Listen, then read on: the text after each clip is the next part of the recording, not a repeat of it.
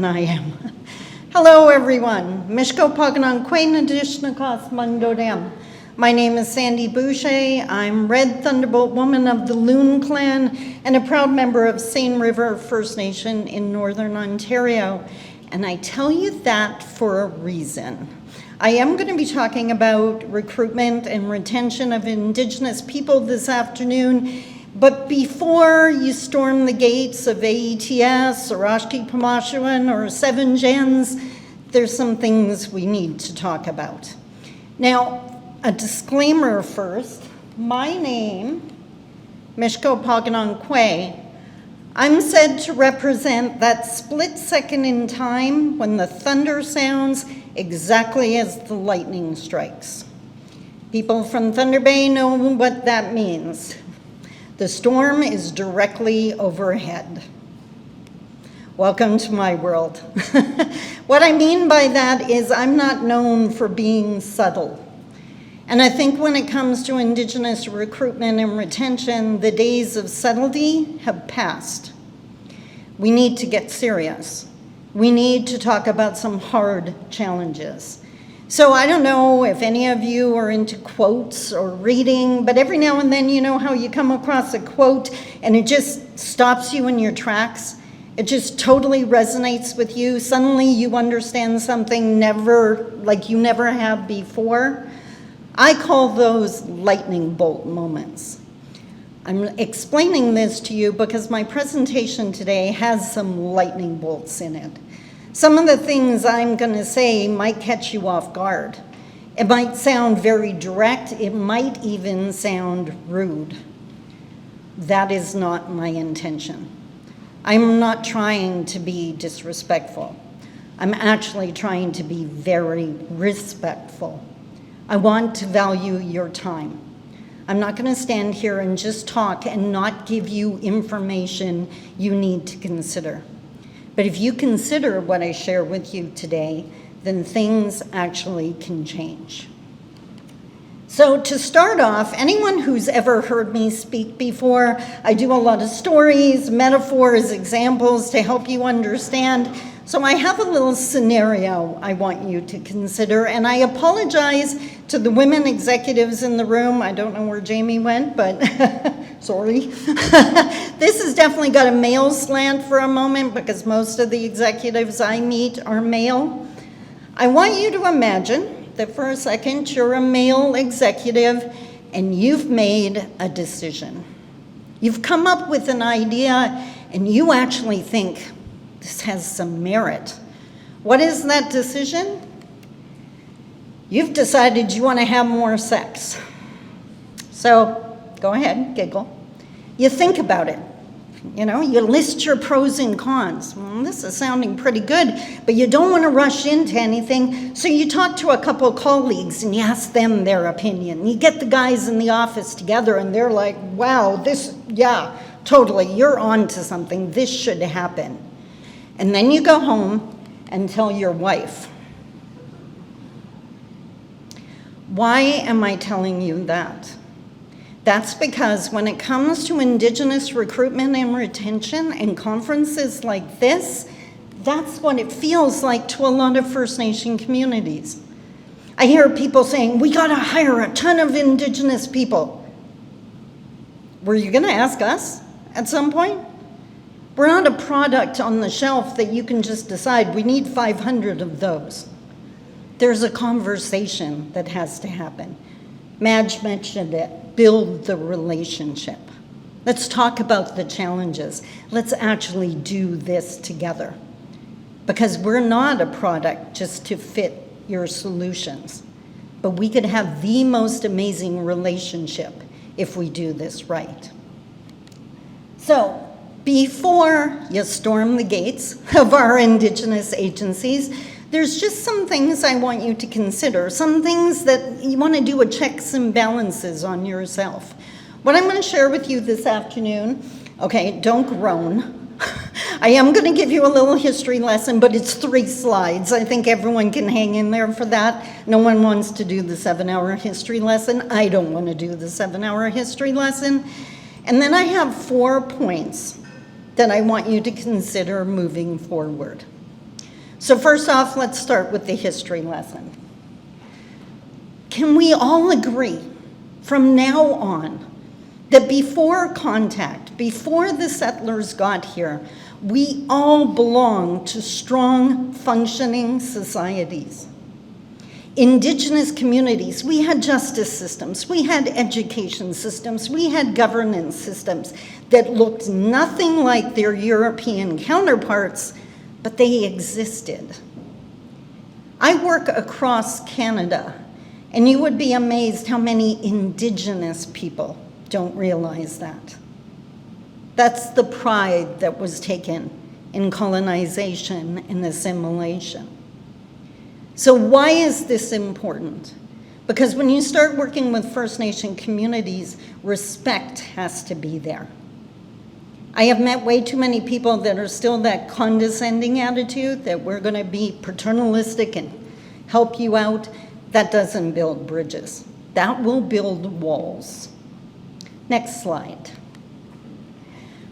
Then mainstream and First Nation communities started working together, but this era is known as the Save the Indian mentality. Look at the bridge that has been built between mainstream and the First Nations. It's green. It only exists to make money. In this scenario, First Nations people are still considered in the way. In the exact same way we were moved out of the way when the settlers first arrived. What is even more decimating to our communities is the arrow over the bridge. And what that represents is the flow of information. People that engage in this type of business contract or relationship still believe they have all the information that the First Nation needs. We'll teach you how to run your community. We'll teach you how to educate your children. We'll teach you how to build your economy. With no interest in hearing from the First Nation perspective the wisdom that we carry. This will not work, but there's a chance. This is what I believe reconciliation looks like. The bridge still exists. We're still going to work together. I hope we're going to work together. But look at the bridge now. It's half red and half white. We're meeting you in the middle of the bridge. Indigenous people are now empowered enough to meet you in the middle, and when you come in and say, okay, we need the resources, awesome, we understand that. We need this, this, and this. Let's negotiate. Both from a place of power. Look at the arrow of information now, flowing both ways. And by the way, one of the most best examples I've ever seen of this is actually Manitoba Hydro. And it's probably about 10 years ago when I first heard of this. But they wanted to do some development in northern Manitoba. And they understood, they were in Winnipeg. They had no idea what northern Manitoba was like. But they were smart enough to realize the people that live up there do. They hired massive amounts of Indigenous men and women who were experts on their skidoos to go out and check out what the challenges would be to put in power, increase the power in northern Manitoba. They looked at the wisdom the First Nations people had and built the bridge. It's possible. Please keep this in mind. I promised you 4 things to consider. These are 4 challenges. And what I want you to do as an organization, an entity, an employer, is think of your solution to these challenges before you approach the community. Because these are our challenges. This is our reality. And if you can help us solve it, now we're talking. The first one, boys will be boys. How many times have we heard that excuse? The reality is that Indigenous men and women are being hired to work in the forestry industry, to work in the mining industry, and they are getting met with the most ridiculous levels of racism possible. and nobody's talking about that. They're getting the same pay as everyone else, except they have to endure this work environment. They have to endure the jokes that aren't funny because they're the only Indigenous person on the shift. And if you've never experienced racism, it's a gut punch. It feels physical. We have to talk about this. We have to create safe environments. All of us deserve to work in safe work environments, including in a mine or in a mill. Does that make sense? I don't think that's ridiculous. We all deserve that. The next point. Internalized oppression is a reality, and it can be devastating. Now, for those of you not familiar with the term, any person that belongs to a group that's been oppressed for a long period of time internalizes it, meaning they start to buy the BS. They start to believe the stereotypes about themselves and their own abilities and about members in their community and even in their own families. The people you hire, there is a high likelihood that they are suffering under internalized oppression, and it manifests in two very different but very devastating ways. The first, the voice in your head. I am a successful business owner. I have been for 13 years, and still I battle the voice in my head. That man or woman you hire to go on your shift, the voice in their head is saying, I'm never going to be able to do this. I don't know. I'm confused. I did the training, but I don't know if I remember it all. They're not going to accept me. They really don't want me there. They think that I got a wage subsidy, so they already hate me, and I'm never going to be able to do this. So that's the tape that's playing. And then they go on shift, and like every other brand new person, they're not going to do that first task perfectly. You know what I mean, right? As a supervisor, they do it, but we need it done a little bit differently. So the supervisor doing their job comes over and says, by the way, the next time you do that, can you do it this way? Guess what that employee heard? Confirmation of his worst fear. I knew I couldn't do this. Now, there's a good chance he's going to finish out the shift, the 2 weeks or whatever, because sometimes they can't get out of the camp. But don't be surprised if he ghosts you and you don't hear from them again. It's not because you did anything wrong. It's because the voice was too loud. If we don't educate Indigenous people on this is not just low self-esteem, this is not a lack of confidence. It is a direct result of oppression, and it's real.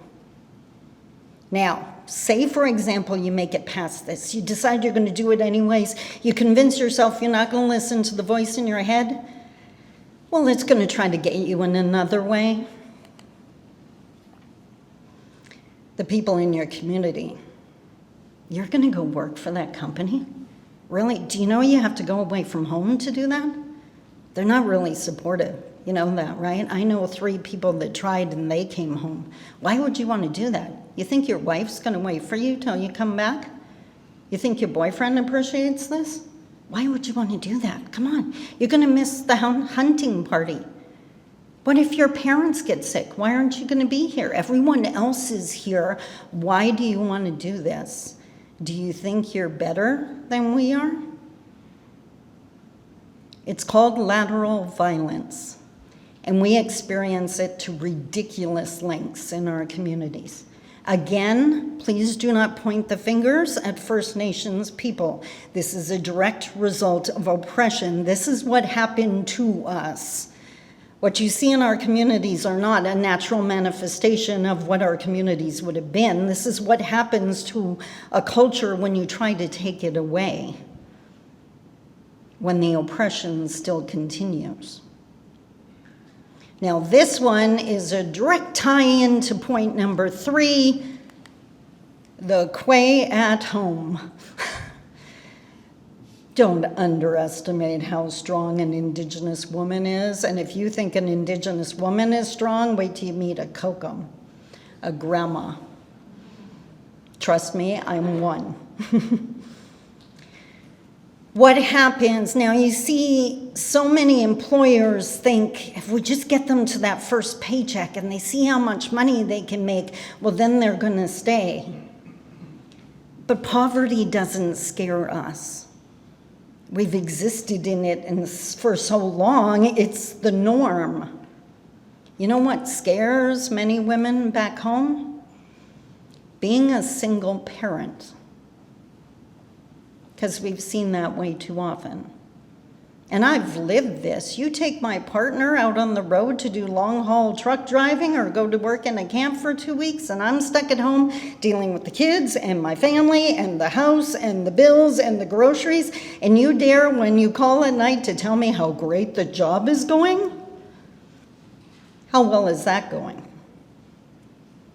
The problem is mainstream thinks individual, the person we hire. We think family unit. We value relationships. I want my partner at home, or I want someone to understand that this involves me too. Because missing and murdered Indigenous women and girls is a direct result of the silencing of Indigenous female voices. And we need to be heard to keep our families together. Now, the last point. Okay, and by the way, this is not just a shot at the Liberals, because every single one of the parties has broken promises with Indigenous people, so don't take it that way as an endorsement of any other party.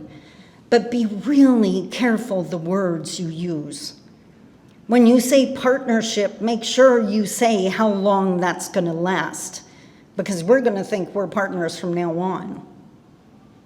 Don't say things like this is going to be a great relationship because you don't even know the challenges yet. But you can say things like, I really want to work with you, and together we'll try to figure this out. Just make sure you listen if they actually come to you with the problems. And by the way, if you have Indigenous counterparts and they're actually coming to you with their problems, pat yourself on the back. Because that is a testament to the fact that they trust you enough to tell you the truth. And if they're not telling you, that's a heads up that you need to work on that relationship. So bottom line, at the end of the day, I am not saying, please do not take my words as saying we can never work together, you should stop trying. That is not what I'm saying at all. What I'm saying is before you think about retention and recruitment, think about the challenges.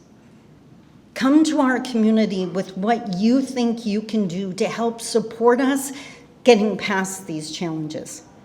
Then we know we can work together. Because I honestly believe we can. It is my entire career helping people to work together.